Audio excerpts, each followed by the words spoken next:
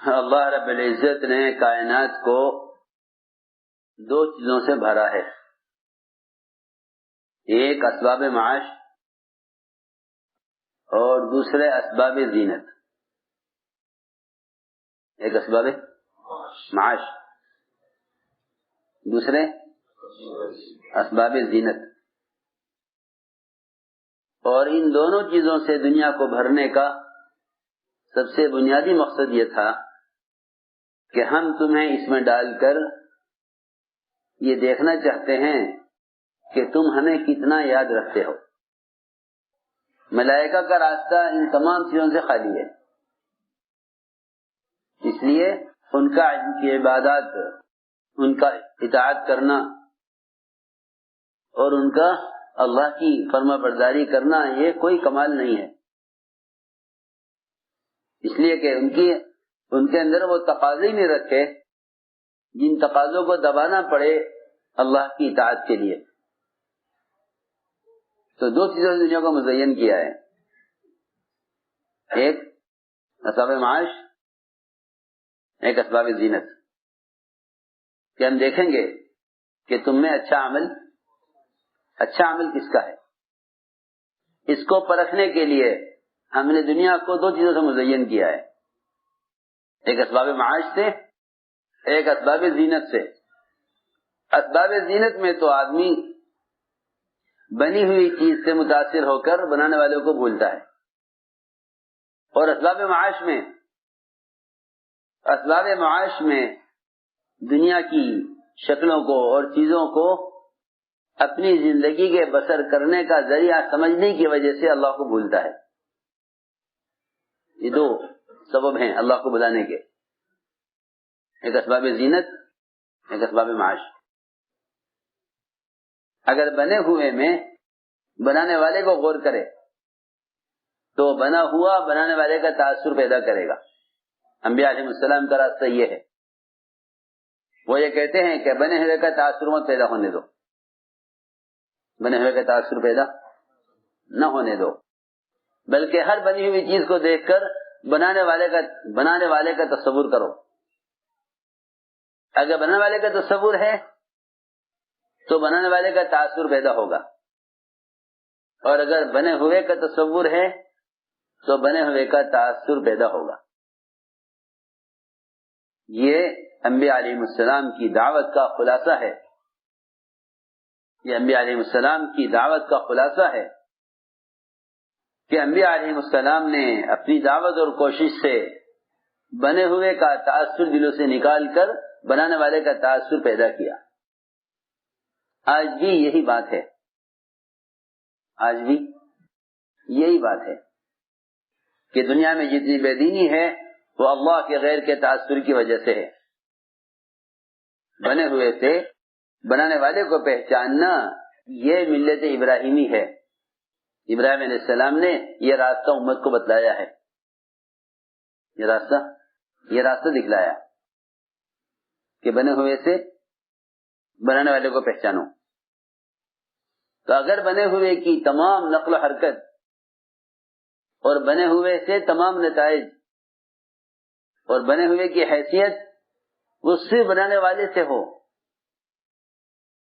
تو پھر انسان اپنے اللہ کے درمیان کسی چیز کو حائل نہیں سمجھتا، یہ براہ راست اللہ سے ملتا ہے، براہ راست اللہ سے ملتا ہے۔ اور اگر وہ اپنے اللہ کے درمیان بنی ہوئی شکلوں کو ذریعہ سمجھ لے تو پھر وہ نعوذ باللہ اللہ تعالیٰ کو ان شکلوں کا پابند سمجھتا ہے۔ مشرکین اللہ کا انکار نہیں کرتے تھے، وہ اللہ کا انکار نہیں کرتے تھے کہ اگر آپ ان سے پوچھئے کہ آسمان زمین کس نے بنائے تو کہیں گے اللہ نے بنائے۔ اور اگر آپ نے پوچھا ایک مشرک سے کہ تجھ پر کوئی آفت، کوئی مصیبت، کوئی نقصان آ جاوے تو نقصان کی تلافی کس سے کراتا ہے؟ اس نے کہا وہ اللہ جو اکیلا ہے، آسمانوں میں ہے۔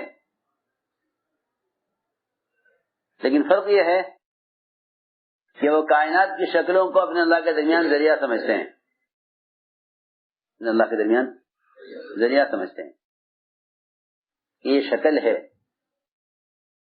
اللہ سے کرانے کی، حالانکہ ملائکہ بھی شکل نہیں ہے اللہ سے کرانے کی، جو اللہ کے انتہائی مقرب، انتہائی قوی، اللہ تعالیٰ کے انتہائی مقرب، انتہائی قوی ملائکہ، وہ بھی اللہ سے کرانے کا ذریعہ نہیں ہے۔ انبیاء علیہ السلام بھی اللہ سے کرانے کا ذریعہ نہیں ہے، اللہ سے کرانے کا ذریعہ نہیں ہے۔ جتنا اللہ کا غیر ہے اس کو اللہ سے لینے کا ذریعہ سمجھنا یہ ناکامی کا راستہ ہے۔ اس لیے اللہ رب العزت انبیاء علیہ السلام پر بھی وہ حال لاتے ہیں کہ وہ ظاہر کے اعتبار سے پوری طرح مایوس ہو جاتے ہیں کہ ہم کچھ نہیں کر سکتے، ہم کچھ نہیں کر سکتے، ہم کچھ نہیں کر سکتے۔ انبیاء علیہ السلام قیامت کے دن اللہ تعالی کے غصے کی وجہ سے ہر آنے والے کو، ہر پریشان حال کو دوسرے کی طرف پھیریں گے، خود کچھ نہیں کر سکیں گے، خود کچھ نہیں کر سکیں گے۔ ہر ایک کہے گا نہیں فلاں کے پاس جاؤ، کہے گا فلاں کے پاس جاؤ، کہے گا فلاں کے پاس جاؤ۔ جی ہاں، تو میں اس لیے عرض کر رہا تھا کہ کوئی ذریعہ نہیں ہے، کوئی ذریعہ نہیں ہے۔ انبیاء، ملائکہ، جنات، یہ بڑی بڑی مخلوق ہیں اور مقرب مخلوقات ہیں۔ ان میں بعض قوی مخلوقات ہیں، بعض مقرب مخلوقات ہیں، لیکن اللہ کی ذات عالی سے براہ راست فائدے اٹھانے کا کوئی ذریعہ نہیں ہے سوائے اس کے احکام کے، سوائے اس کے احکام کے۔ تو کائنات میں جتنی بھی شکلیں تغیرات ہیں، ان سب شکلوں کا اور ان تمام تغیرات کا کائنات کے نقشے سے جوڑنا یہ ایمان کے خلاف ہے، یہ ایمان کے بالکل خلاف ہے۔ ایمان کا تقاضا یہ ہے کہ کائنات کے ہر تغیر کا تعلق براہ راست اللہ کی ذات سے ہے، کائنات کے ہر تغیر کا تعلق براہ راست اللہ کی ذات سے ہے، کائنات کے ہر تغیر کا تعلق براہ راست اللہ سے ہے، کائنات کے تغیرات کا کائنات سے کوئی تعلق نہیں ہے۔ اس کا سمجھنا بہت ضروری ہے۔ ابراہیم علیہ السلام کی دعوت کا خلاصہ یہ ہے، ابراہیم علیہ السلام کی دعوت کا خلاصہ یہ ہے کہ ستارے کو دیکھا تو اس کا انکار، چاند کو دیکھا تو اس کا انکار، سورج کی بڑائی اور اس کی تپش کو دیکھا تو تاثر تو پیدا ہوا، لیکن تمہارے دل میں جب اللہ کے غیر کا تاثر پیدا ہو تو اللہ کے غیر کے انکار سے اس تاثر کو ختم کرو۔ یہ دعوت ہے، یہ دعوت ہے۔ ابراہیم علیہ السلام نے اس تاثر کو ختم کیا کہ نہیں، آنے جانے والا معبود نہیں ہو سکتا بلکہ لانے لے جانے والا ہی معبود ہو سکتا ہے، آنے جانے والا معبود نہیں ہو سکتا اور لانے لے جانے والا معبود ہو سکتا ہے۔ فرق ہے یہ۔ سائنس کا تقاضا ہے کہ کائنات کا نظام کائنات سے چل رہا ہے، ایمان کا تقاضا ہے کہ نظام کائنات براہ راست خالق کائنات سے چلتا ہے، کائنات کی شکلوں سے کائنات کی شکلوں کا کوئی تعلق نہیں ہے۔ یہ کہنا کہ جب یوں ہوگا تو یوں ہوگا، جب یہ ہوگا تو یہ ہوگا، اس کا مطلب صاف یہ ہے کہ تم نے اللہ سے ہونے کا تو انکار کر دیا،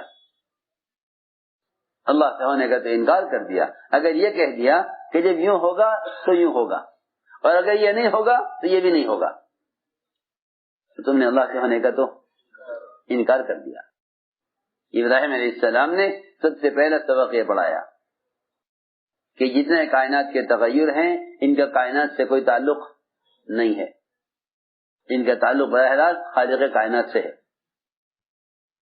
حضور اکرم صلی اللہ علیہ وسلم نے بھی اپنے صحابہ کو ایمان اسی طرح سکھلایا۔ حدیبیہ کے راستے میں بارش ہوئی، آپ نے فرمایا کہ اس بارش کی وجہ سے تم میں بعض کافر ہو جائیں گے، بعض مومن. کیوں ایسا کیوں ہو جائے گا؟ کہ جو کہے گا کہ بارش اللہ کے حکم سے ہوئی وہ اللہ پر ایمان رکھنے والا ہے، اور جگہ کہ بارش فلاں ستارے کی وجہ سے ہوئی وہ اللہ کے انکار کرنے والا اور ستاروں پر ایمان رکھنے والا ہے. آپ نے اپنے صحابہ کو کائنات کے تمام تغیرات میں اللہ کی یاد دلائی، کائنات کے تغیرات میں اللہ کی یاد دلائی. اسی لیے کائنات کے تغیرات میں عبادات کا حکم ہے. سنو غور سے، کائنات کے تغیرات میں عبادات کا حکم ہے. یہ کیا تغیر ہوا؟ کہ تغیر یہ ہوا کہ بارش وقت پر نہیں ہوئی تو نہیں ہوئی تو نہیں ہوئی. کیا بات ہے؟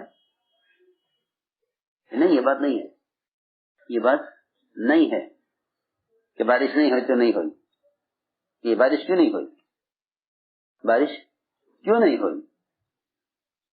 کہ بارش کو اللہ نے روکا ہے، لہذا اللہ تعالی کو راضی کرو. کس سے؟ کہ استغفار سے اور استسقاء سے. استغفار سے اور استسقاء. اللہم انا نستغفرک ونستسقیک. اے اللہ ہم استغفار کرتے ہیں. کس پر استغفار؟ اس پر کرتے ہیں کہ ہم نے تیرا حکم توڑا ہے جس کی وجہ سے بارش بند ہوئی ہے.